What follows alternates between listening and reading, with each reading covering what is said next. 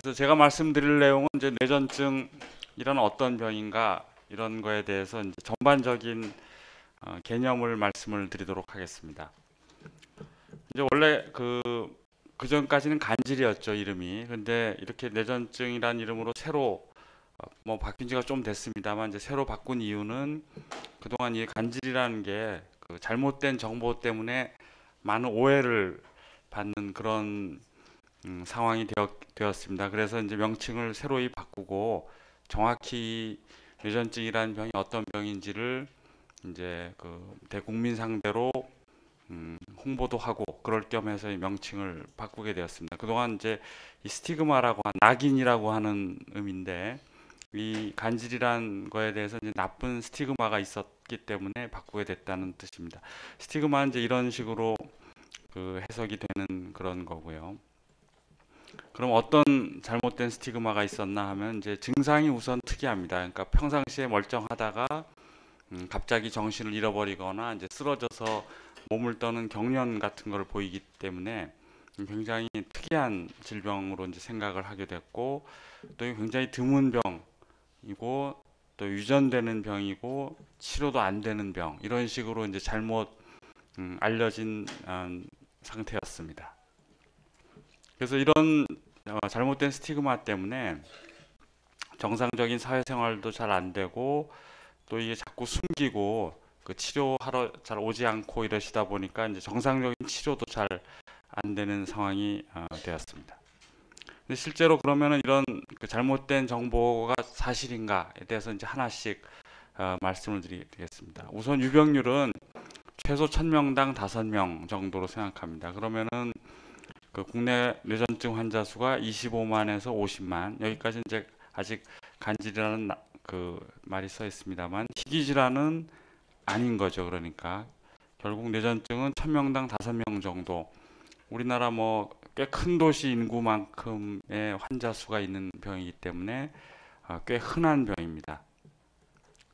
그리고 이제 이 발병률이라고 하면 매년 10만 명당 몇 명씩 새로운 환자가 생기는가 하는 게 발병률인데 여기 보시면 60세 이상에서 급격하게 늘어나고 있습니다. 이 이유는 그 뇌졸중하고 치매 때 이 뇌전증이 흔히 잘 생기게 되기 때문인데 그렇다고 생각하면 우리나라가 이제 급격히 고령화 사회가 돼가고 있죠. 그럼 점점 더 이 뇌전증을 앓고 있는 환자 수는 늘어나게 될 것입니다. 또 이제 뇌전증 발작의 원인을 보면은 여러 가지가 있죠. 이 중에 아주 일부분만 유전성이고 대부분은 유전 질환이 아닌 겁니다. 그래서 이제 유전 질환이라는 것도 틀린 얘기가 되겠고 또 이 유전성 질환이라고 되어 있는 이 뇌전증도 실제로는 치료가 특히 더 잘 되는 경향이 있습니다. 또 나이가 들면 병이 없어지기도 하고요. 그래서 설사 유전성 경향을 갖는 경우에도 치료는 오히려 더 잘 되는 경향이 있고 그리고 대부분의 경우는 유전성 경향이 없는 그런 질환으로 생각을 해야 됩니다. 그럼 왜 간질이란 말을 뇌전증으로 바꾸는데 특별히 이름을 바꾸는데 왜 뇌전증이란 말을 썼냐? 이거는 이제 영어로 하면은 뇌에서 잘못된 전기가 흐르는 병이다 이런 뜻으로 뇌전증이란 말을 붙인 겁니다. 정상적으로 또 뇌에는 전기가 흐르고 있고 근데 이 뇌전증에서는 이 정상적인 전기 위에 비정상적인 전기가 생기기 때문에 이제 뇌전증 이렇게 얘기를 하게 되었습니다. 신경세포는 이제 이렇게 그 머리카락 같이 생긴 수상돌기라는 게 있고 이게 축삭이라고 길게 생긴 이 꼬리를 하나 이렇게 달고 있는 게 우리 뇌에 있는 신경세포고요.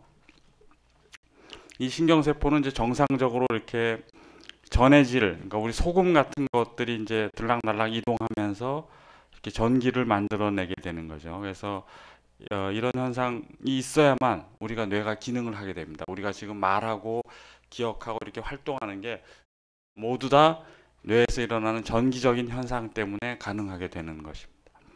그리고 이 신경세포라는 건 혼자 따로 떨어져 있는 게 아니라 서로 이 머리카락과 이 꼬리를 연결시키는 방법을 통해서 굉장히 복잡하게 연결이 되어 있습니다.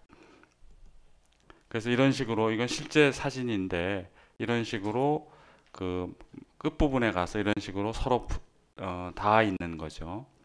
그래서 이 전기가 이렇게 흐르면은 이 끝부분에서 어떤 신경 전달 물질이라는 게 나와서 다른 쪽 신경에 들러붙어서 또다시 이쪽에서 전기가 흐르는 그런 방식으로 작동을 하게 됩니다. 그래서 이렇게 전기가 흐르면은 말단 부분에서 이렇게 신경 전달 물질이 나오고 다시 전기가 이동하게 되고, 그래서 전기와 전기가 이동하는 중간에 이런 신경 전달 물질이 작용하게 됩니다. 그럼 뇌전증은 이제 어떻게 생기냐? 여기 보시면은 이렇게 잘못된 전기 현상을 갖고 있는 세포가 있습니다. 보통 이거 하나만 있는 게 정상인데 이 세포는 굉장히 여러 개로 지금 그 전기적인 흥분 현상이 나오고 있는 거고, 근데 이 평상시에는 이 비정상적인 전기가 주변으로 퍼지지 못하도록 이 억제성 신경 전달 시스템이라는 게 작동을 하고 있습니다. 이 파란색으로 이게 퍼지지 않게 막아주고 있는 거죠. 근데 이게 튀어나가려고 하는 이 빨간색 흥분성 신경 전달이 너무 강해지거나 이 억제성 신경 전달이 무너지게 되면은 이게 이제 이 비정상적인 전기 현상이 주변으로 퍼지면서 뇌전증 발작이 생기는 겁니다. 이렇게 비정상이 가려고 하면 이렇게 억제를 해줘야 되는데 비정상 세포 막아주는 게 부족하다. 그렇게 되면은 이게 주변으로 퍼지면서 잘못된 전기가 이제 폭발하게 되는 거죠. 그래서 증상이 나오게 됩니다. 또 이 비정상을 억제가 적당히 눌러줬지만 퍼져나가려고 하는 흥분성 신경 전달이 너무 강한 경우에는 또 이런 식으로 폭발이 일어나게 되는 거죠. 결국 이 뇌전증에 쓰는 약제들은 그 아까 보여드린 잘못된 전기, 또 이런 전기가 퍼져나가는 거, 그러니까 억제성 신경 전달을 강화시키거나 흥분성 신경 전달을 차단하는 방법으로 작용하는 게 대부분입니다. 그럼 뇌전증 증상이 왜 그렇게 특이하고 다양한가? 그건 각 뇌 부분들이 담당하는 기능이 전부 다르고 잘못된 전기가 어디에서 시작되고 어떤 경로로 퍼지느냐에 따라서 여러 가지 증상이 나오게 되는 거죠. 그래서 순간적인 그 정신 의식 소실 또는 이제 경련 현상이 나타나게 되는 것입니다. 그래서 이 증상의 특이성은 순전히 뇌가 하는 기능이 다르기 때문에 이제 그 각 부위별로 다르고 또 그 부분에서 잘못된 전기가 퍼지기 때문에 생기는 현상이죠. 그러니까 결국은 증상은 특이하지만 뇌에서 잘못된 전기 신호로 모든 게 설명이 되는 것입니다.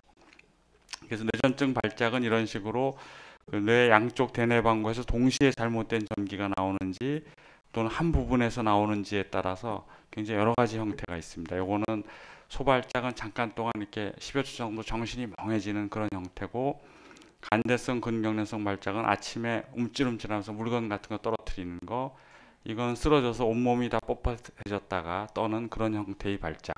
부분 뇌전증 발작에는 정신은 있으면서 몸 한 부분이 떨린다든지 하는 단순 부분 발작이 있고, 복합 부분 발작은 이제 정신없이 입맛 다시고 두리번 하고 그런 엉뚱한 데로 가려고 하고 하는 그런 현상이 1, 2분 정도 나타나는, 우리 옆뇌 측두엽에서 제일 대표적으로 나오는 그 뇌전증이 이제 이런 증상을 보이게 되겠습니다. 그리고 그러다가 결국 쓰러져서 다 경련이 오면 2차성 전신 강직간대 발작이라고 합니다. 물론 이거보다도 훨씬 발작은 다양합니다만 제일 이제 흔하게 보는 형태들이 이런 형태입니다. 그래서 뇌전증 뇌파 검사에 대해서는 이제 다음에 그 진단에 대해서 말씀해 주실 거기 때문에 이건 넘어가겠습니다.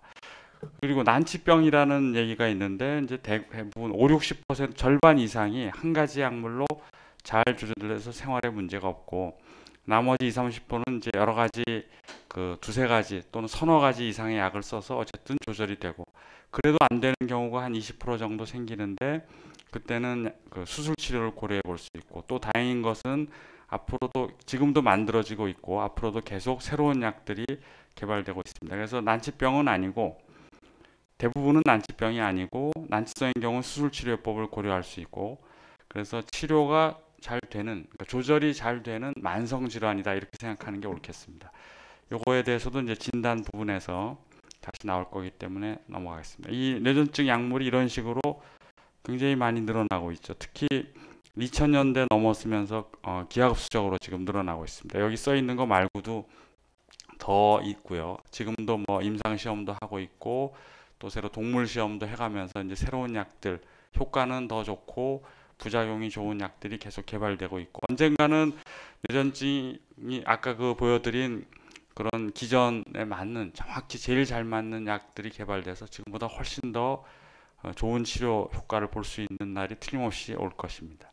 그래서 결론을 말씀을 드리면 이제 아까 보여드린 오해와 이제 실제를 말씀을 드립니다. 다시 한번 증상의 특이성은 뇌에서 발생하는 잘못된 전기적인 현상, 그리고 그 뇌 어느 부분에서 시작돼서 어떻게 퍼지느냐에 따라서 생기는, 그러니까 뇌에서 정상적으로 있어야 하는 전기적인 현상이 잘못된 것 때문에 이런 특이한 증상이 나오게 돼 있고, 인구 1000명당 5명 이상 생기는 흔한 질환이고 유전 질환은 대부분 아니라고 말씀을 드렸습니다. 그리고 난치병도 대부분 아니고, 그리고 난치성인 경우에는 수술 치료나 또 이제 새로운 약물 같은 거를 시도를 해볼 수가 있겠고, 그래서 결론적으로 뇌전증은 뇌의 잘못된 전기적인 현상 때문에 생기는 질환이고 약물로 조절이 가능한 만성 질환으로 생각하시는 게 맞겠습니다. 감사합니다.